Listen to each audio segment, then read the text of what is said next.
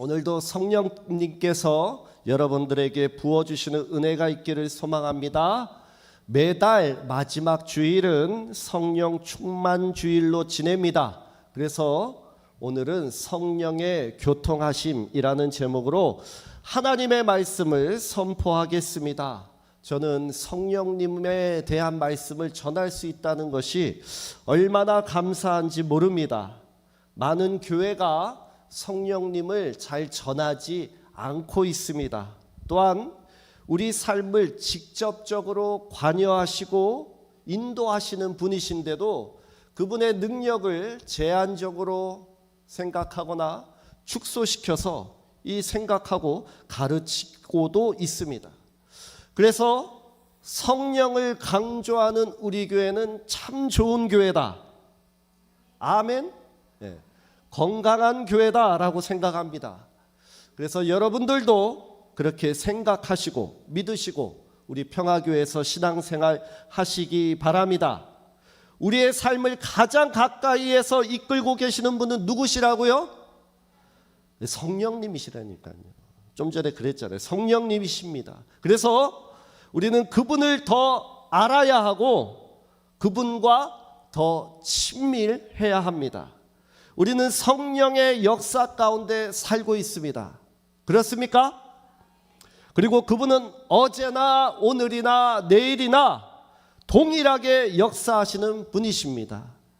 그분의 능력은 조금도 줄어들지 않았습니다. 우리는 성령님의 능력을 사모하고 그분의 임재 가운데 살아야 하는 것입니다. 성령님은 삼위일체 하나님이십니다. 삼위일체는 무엇입니까? 세 분이시기도 하지만은 한 분이시라는 것입니다. 인간의 생각으로는 설명할 수 없지만은 이것은 믿음으로 받아들여야 하는 확실한 사실입니다. 하나님, 예수님, 성령님은 한 하나님이십니다. 성령님을 생각하면은 기분이 나쁩니까? 좋습니까? 기분이 좋아요. 왠지 좋아요. 낙심되는 일이 있어도 낙심되다가도 금세 회복됩니다. 긍정적인 생각을 가지게 됩니다. 소망을 가지게 됩니다. 이러한 일을 어느 분이 하십니까? 우리 성령님이 하신다라는 것입니다. 그리고 우리의 기도와 간구에 직접적으로 반응하시고 우리의 예배와 기도와 간구를 하나님께로 올라가시고 이끌어 가시는 분이신 줄로 믿습니다. 이렇게 좋은 분을 여러분 마다하면 되겠습니까? 안 되죠. 오순절에 임하신 성령님을 예수님께서 받으라 말씀하셨습니다. 성령님은 받아야 하는 것입니다. 성령님을 받으셨습니까? 아멘. 받아야 할 뿐만 아니라 성령님을 충만하게 내 속에 임재시키고 모셔야 하는 것입니다. 우리가 겨우 구원받고 힘없게 허우적대며 살아가는 것이 아니라 성령 충만하셔서 저처럼 힘있게 살아가시기 바랍니다. 왜 아멘을 안 하세요? 기분이 나쁘신가요? 오늘 읽을 본문은 고린도 후서 13장 13절 딱 한 절입니다. 여러분 10번 읽으면 몇 분 될까요? 1분도 안 돼요. 그렇죠? 그래서 도저히 제 머리로는 이 한 절로 20분, 30분을 말씀을 전할 수가 없어서 담임 목사님께 원고를 보내달라고 요청드렸습니다. 그래서 담임 목사님 말씀을 베껴가지고 오늘 말씀을 전할 테니까 그렇게 아시면 되겠습니다. 성령님은 수많은 일을 하십니다. 그렇습니까? 그 중에 하나는 여러분의 인생을 잘되게 하시고 영적인 인생으로 인도하신다는 것입니다. 성령님을 우리가 보혜사라고 부릅니다. 보혜사는 무엇입니까? 무슨 뜻입니까? 보혜사는 함께 하시고 동역하시고 도우시는 분이시라는 뜻입니다. 성령은 우리의 삶이 영적인 삶이 될 수 있도록 우리를 도와주시는 분이십니다. 초대교회 성도들이 성령을 받고 일어난 그들에게 변화는 영적인 삶으로 그들이 변화되었다라는 것입니다. 사도행전에서 오로지라는 단어를 검색하니까 3번이 나와요. 3번이. 그런데 오로지라는 단어 뒤에는 반드시 법칙같이 기도에 힘쓰니라 라고 되어 있습니다. 영적인 삶은 어떤 삶입니까? 기도하는 삶이라는 것입니다. 기도를 통하여 영적인 교제가 생기는 것입니다. 여러분이 기도하는 일에 이 초대교회 성도들처럼 오로지 집중하고 있다라고 한다면 여러분이 성령 충만하다라는 증거가 되는 것입니다. 사도행전 2장 44절에서 47절까지의 말씀을 같이 읽겠습니다. 믿는 사람이 다 함께 있어 모든 물건을 서로 통용하고 또 재산과 소유를 팔아 각 사람의 필요를 따라 나눠주며 날마다 마음을 같이하여 성전에 모이기를 힘쓰고 집에서 떡을 떼며 기쁨과 순전한 마음으로 음식을 먹고 하나님을 찬미하며 또 온 백성에게 칭송을 받으니 주께서 구원받는 사람을 날마다 더하게 하시니라. 영적인 삶을 무엇입니까? 여기 보니까 자신만을 위하여 사는 것이 아니라 자발적으로 자신의 것을 나누고 섬기고 돕는 삶이 영적인 삶인 것입니다. 여러분, 공산주의는 공평하게 만들겠다, 평등하게 나누어 주겠다라고 말하지만은 사유재산을 인정 안 하고 사유재산을 강제로 빼앗습니다. 여러분, 제가 여러분의 재산을 5만 원, 10만 원만이라도 강제로 빼앗았다라고 한다면 여러분 기분이 얼마나 나쁜지 아세요? 기분이 괜찮다라고 생각하시는 분 계세요? 되게 기분 나쁜 거예요. 그런데 여러분, 열심히라도 자신의 재산이 인정되지 않으면은 또 누가 인간이 일하려고 하겠습니까? 그러니까 공산주의는 잘못된 것입니다. 그러나 영적인 성도들은 어떻게 살았습니까? 자발적으로 자신의 것을 나누고 성도를 돕는 이타적인 삶을 살았다라는 것입니다. 성령님은 스스로 자신의 것을 나눌 수 있도록, 올바른 길로 갈 수 있도록, 신앙생활을 잘할 수 있도록 알려주시고 도와주시는 분이신 줄로 믿습니다. 뿐만 아니라 여러분이 어려움에 부닥쳤을 때 위로와 격려를 해 주시는 분이십니다. 사람의 위로도 도움이 되지만은 성령님의 도움은 한정이 없습니다. 제한적이지 않습니다. 언제나 여러분을 도와주시는 분이시라는 것입니다. 성령님이 여러분 가운데 임할 때 여러분이 영적인 삶을 살 수 있습니다. 성령의 인도를 받아야 우리는 인생에서 승리하게 되는 것입니다. 또 성령님은 우리에게 능력과 은사를 주시는 분이십니다. 여러분을 위해서 주시는 것일까요? 아니면 하나님의 일하라고 주시는 것일까요? 하나님의 일하라고 은사, 선물을 주시는 것입니다. 초대교회 성도들이 처음 성령을 받고 일어난 반응은 무엇이었냐? 그들의 입술이 열려서 방언이 터졌습니다. 그러니까 방언은 성령 받은 증거가 될 수 있습니다. 뿐만 아니라 베드로가 성전 미문에 앉아있는 병자를 누구의 이름으로 고쳤습니까? 나사렛 예수의 이름으로 일어나 걸으라 말 한마디만 해도 일어나는 놀라운 일이 있었습니다. 은사는 자기 자신을 드러내는 것이 아니라 하나님의 일을 하는 도구인 것입니다. 요즘 같은 시대에 이렇게 초자연적인 놀라운 이런 일들이 많이 일어나지는 않습니다. 왜냐하면 의학이 발달됐고 많은 병원들이 있기 때문에 우리는 병이 생기거나 마음이 힘들면은 병원에 찾아가서 고침을 받습니다. 그럼에도 하나님은 손길이 필요한 성도들을 고치시는 분이십니다. 아멘. 가장 놀라운 치유의 역사는 여러분이 오늘 이 자리에 아프지 않고 건강한 몸으로 나오셨다는 증거인 것입니다. 여러분 몸이 아파 보십시오. 얼마나 낫기를 간구합니까? 그러나 여러분 이 자리에 스스로 나올 수 있다는 것 얼마나 감사한 일인지 모릅니다. 하나님께서 예수님께서 이 자리에 불러주시지 않았다라고 한다면 아버지께로 부르지 않았다라고 하면 한 사람도 나오지 못했다라고 말씀하셨습니다. 불러주신 은혜에 감사하시기 바랍니다. 또 하나 우리 성령님은 진리의 계시를 우리에게 주십니다. 요한복음 14장을 보면은 예수님께서 성령을 또 다른 보혜사라고 부르셨습니다. 그리고 그 보혜사는 그는 진리의 영이라고 말씀하셨습니다. 성령의 계시는 틀리지 않습니다. 항상 하나님의 길로, 옳은 길로 인도해 주십니다. 그러나 성령이 아닌 악령의 지배를 받는 자들도 있습니다. 우리나라에 재림 예수라고 자기 자신을 생각하는 사람이 50명이 넘는다고 합니다. 50명의 재림 예수가 이 땅에 같이 숨쉬고 있는 놀라운 일이 있습니다. 신천지 이만희 교주가 얼마 전부터 헛소리를 하고 있다고 합니다. 여러분, 치매에 걸린 것입니다. 여러분, 성령이 어떻게 치매에 걸릴 수가 있겠습니까? 그렇죠? 사람이니까 치매에 걸리고 실수하는 것입니다. 저는 저 밑에 하나님의 교회에 지나갈 때마다 너무 웃깁니다. 하나님의 교회는 누구를 섬겨요? 그 여자 교주가 있습니다. 장길자라고. 그런데 왜 하나님의 교회인데도 그 문 앞에 신천지 교인 출입금지라고 써 있더라고요.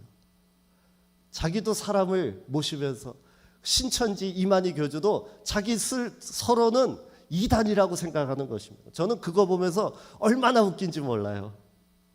여러분, 성경에 맹인이 맹인을 인도하면 둘 다 어디에 빠진다고 말했습니까? 구덩이에 빠진다고 되어 있습니다. 실족하게 만드는 것입니다. 이런 사람이, 이런 교주가 어떻게 천국에 들어갈 수 있겠습니까? 성경을 보면은 천국문에 들어가지도 않고 천국문을 막고 다른 사람도 들어가지 못하게 한다라고 되어 있습니다. 저는 이 사람이 빨리 죽었으면 좋겠습니다. 이 사람이 살아있어가지고 이 사람 죽지 않을 것이라고 믿는 불쌍한 영혼들이 너무나도 많습니다. 이 교주가 죽으면은 나 여기서 나오겠다라고 하는 사람들이 참으로 많습니다. 오래 살아야 되겠습니까? 빨리 죽어야 되겠습니까? 전도사가 사람 빨리 죽으라 하면 잘못된 것이겠지만 이런 사람은 빨리 죽어야 됩니다. 왜냐하면은 회개할 가능성이 없기 때문입니다. 성령을 회방하기 없기 때문에 자기가 잘못됨을 뉘우치고 돌아와서 교회에 가르침을 받겠다 이렇게 말하지 않는 이상 이 사람은 반드시 지옥 입성인 것입니다. 지옥 보장이라는 것입니다. 그러나 성령님은 성경의 저자이십니다. 성령님은 자신을 드러내시기보다는 하나님의 말씀을 깨달을 수 있도록 우리를 도우시는 분이십니다. 여러분이 성경을 읽어도 이해하기 어려운 부분이 있을 수 있습니다. 이때 성령은 우리에게 성경을 올바르게 이해할 수 있도록 진리 가운데로 인도해 주시는 분이십니다. 그러기에 말씀을 보기 전에 우리는 성령께서 우리에게 역사하시도록 우리는 기도하고 간구해야 하는 것입니다. 지혜와 계시를 달라고 성령님께 간구하시기 바랍니다. 또한 성령님은 우리를 성결한 삶으로 인도해 주시는 분이십니다. 우리가 처음 예수님을 영접하게 되었을 때 우리 가운데 일어나는 반응은 무엇입니까? 죄가 아니었던 것이 죄로 여겨지는 일이 일어납니다. 이전까지는 죄를 쉽게 지었는데 죄를 짓는 것 자체가 고통스럽고 어려워졌습니다. 왜 그럴까요? 성령님이 내 안에 내주하고 계시기 때문입니다. 요한복음 14장 17절에 이렇게 되어 있습니다. 그는 진리의 영이라 세상은 능히 그를 받지 못하나니 이는 그를 보지도 못하고 알지도 못함이라. 그러나 너희는 그를 아나니 그는 어디에 계세요? 너희와 함께 거하시며 또 너희 속에 계시겠다 말씀하십니다. 내 안에 성령님이 계실 때에 죄에서 멀어집니다. 성도에게 아픔을 주는 것이 고통스럽고 마음이 아픕니다. 상처를 줬다가도 금세 미안한 마음이 듭니다. 왜 그럴까요? 성령님이 그 안에서 역사하고 계시기 때문입니다. 요한복음 16장 8절에 그가 와서 죄에 대하여 의에 대하여 심판에 대하여 세상을 책망하시리라. 성도의 옳고 그름을 분별하고 거룩한 삶을 살도록 깨닫도록 도우신다는 것입니다. 우리가 죄를 짓고 불순종할 때 성령님은 우리를 책망하십니다. 그 마음의 중심에 음성을 우리는 들어야 하고 회개하고 돌이킬 때 우리는 성결한 삶을 살게 되는 것입니다. 또 성령님은 어떠한 일을 하시느냐? 교회 공동체를 연합하게 하십니다. 지금까지 누구의 도움 없이 혼자 살아왔던 분 계십니까? 나는 부모의 도움도 없었다. 선생님의 도움도 없었다. 수많은 인생의 선배의 도움도 없었다. 이런 분들 없을 것입니다. 우리가 정상적인 삶을 살기 위해서는 부모의 도움을 받아야 되고 선생님의 가르침을 받아야 되고 인생의 선배에게 좋은 조언도 들어야 합니다. 교회도 그런 곳입니다.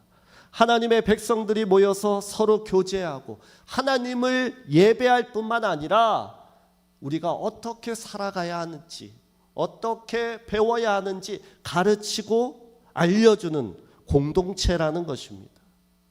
성령님은 교회 공동체가 아름답게 연합할 수 있도록 연결해 주시는 분이십니다. 터키에 가면 대림구유가 있고 이탈리아에 가면은 카타콤이라는 곳이 있습니다. 그곳은 어떠한 곳이냐? 그리스도인들이 핍박을 피해서 지하도시를 건설해서 살았던 곳이었습니다. 수천 명이 살았습니다. 지하에 땅을 파서 몇 킬로 연결된 곳도 있습니다. 거기 가면은 두개골이 막 전시되어 있는 곳이 있습니다. 거기서 태어나서 죽은 사람도 있습니다. 왜 땅을 파면서 그렇게 거기서 살았던 것입니까? 그만큼 하나님께서 세우신 교회는 중요하기 때문입니다. 누구도 신앙생활을 혼자 할 수 없습니다. 도움을 받아야 하고 함께 신앙생활해야 건강한 신앙생활을 할 수 있는 것입니다. 아무도 없이 혼자 믿으면 된다라고 생각하는 분들도 계시는데 절대 그럴 수 없습니다. 신앙생활은 함께하는 것입니다. 하나님께서 고척동에 우리 교회를 세워주셨고 수많은 성도들이 이곳에서 자라게 하셨습니다. 또한 성도의 모습을 갖추게 하셨습니다. 이곳에서 건강한 공동체, 건강한 신앙생활을 할 수 있기를 바랍니다. 오늘 본문 우리 아까 읽었는데 13장 13절을 보면은 3위 하나님을 소개합니다. 첫 번째는 무엇입니까? 주 예수 그리스도의 은혜, 또한 하나님의 사랑과 마지막에 성령의 교통하심이라고 되어 있습니다. 여러분 어디서 많이 들어본 구절 아닙니까? 언제 들었습니까? 담임 목사님께서 축도하실 때 사용하시는 구절입니다. 마지막에 나오는 이 성령의 교통하심은 교제라고 말할 수 있습니다. 헬라어 단어에도 코이노니아, 친교, 교제, 협력, 참여 이런 뜻을 가지고 있습니다. 성령님은 여러분과 교제하시는 분이십니다. 성령님과 교제하고 교통하려면 어떻게 해야 하나? 오늘 말씀을 한번 보도록 하겠습니다. 성령님을 만나려면 성경 안에서 만나야 합니다. 성령님은 말씀 가운데서 찾아야 하는 것입니다. 성령 안에는 성령님에 대한 정보가 넘쳐납니다. 왜냐하면 성령님이 성경의 저자이시기 때문입니다. 특별히 사도행전을 보시기 바랍니다. 사도행전에는 성령이라는 단어를 검색해도 50번 이상이나 나옵니다. 사도행전을 성령행전이라고도 부릅니다. 성경을 볼 때 성령님을 제대로 알고 그분과 교제할 수 있는 것입니다. 우리 손에는 항상 핸드폰이 들려 있습니다. 많은 사람들이 핸드폰에 빠져 살고 있습니다. 왜 그럴까요? 그 안에서 많은 정보를 얻기 때문입니다.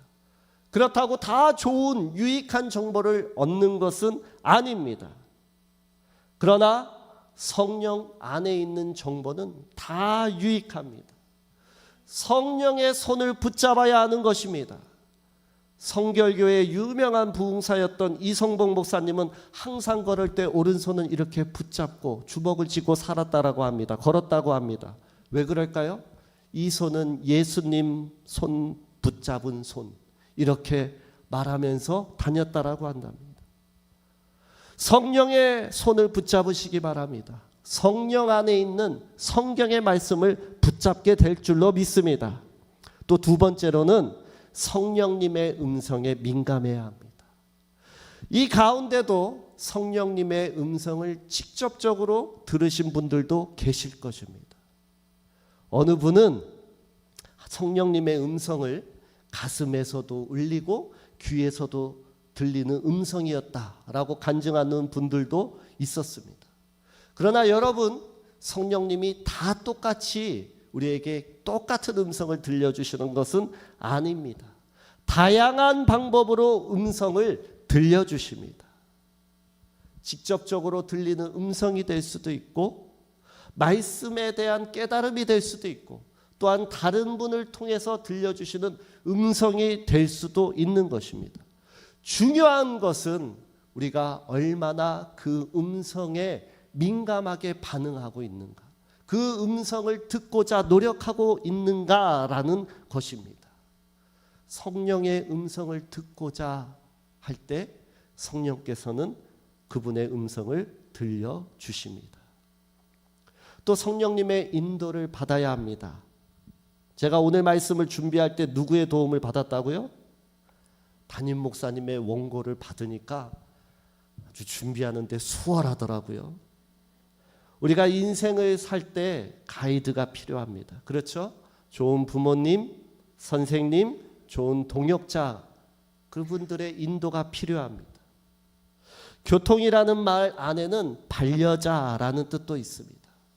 그리스도를 영접할 때 성령께서 우리 속에 거하시며 우리 인생의 반려자가 되어주시고 동반자가 되어주시는 것입니다. 성령님과의 교제 방법은 많이 있지만은 우린 그분과 반려하고 동역하고 함께 걸어가는 것이 얼마나 유익한지 모릅니다. 길을 걸어갈 때도 성령님과 교제하십시오. 나 오늘 이 일을 해야 하는데 하나님 나에게 은혜를 더해 주시고 지혜를 달라고 성령님을 통해서 기도하시고 교제하시면은 그게 동행하고 인도함을 받는 것이라는 것입니다. 어렵지가 않습니다. 성령님은 항상 내 안에 계시기 때문에 우리가 부르면 언제나 응답하시고 반응하시는 분이십니다. 내 인생 인도해 주세요.